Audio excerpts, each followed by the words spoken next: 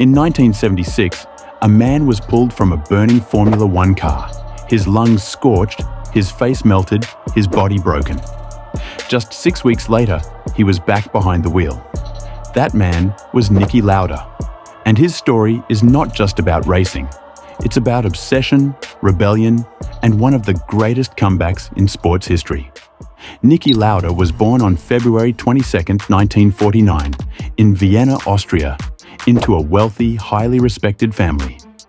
His grandfather was an influential industrialist, and the expectation was that Niki would follow in the family's business footsteps.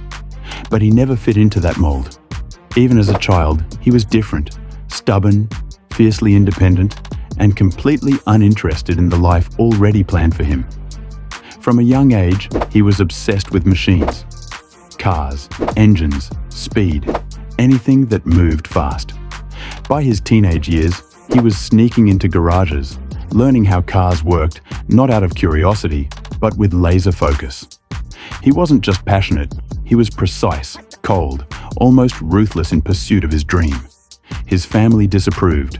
Racing was dangerous, reckless, and, to them, beneath someone of his background. So when Lauda told them he wanted to be a Formula One driver, they cut him off financially. But that didn't stop him. He took out loans and essentially bought his way into racing. In the early 1970s, he began making a name for himself in Formula 2. He wasn't the flashiest driver, but he was the smartest. He took notes after every session, studied circuits like an engineer, and gave feedback that even the mechanics respected.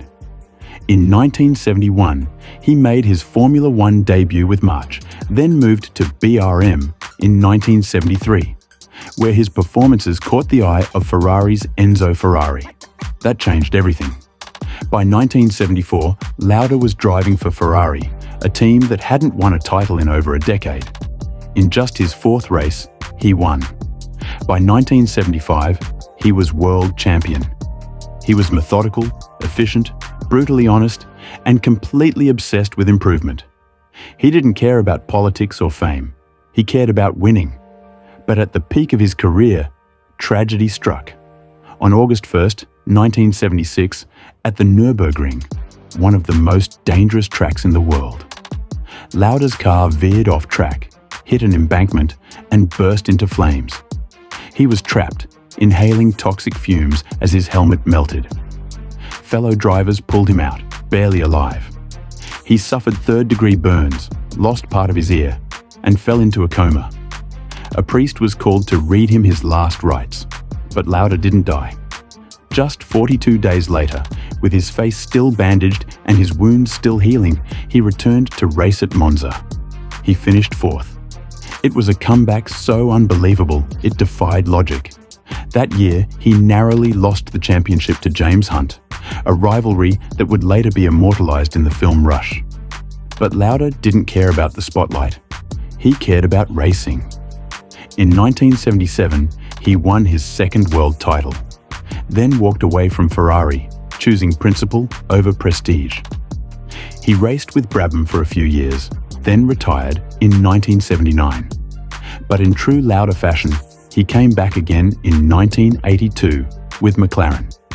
2 years later, he won his third world title by just half a point, the narrowest margin in Formula One history.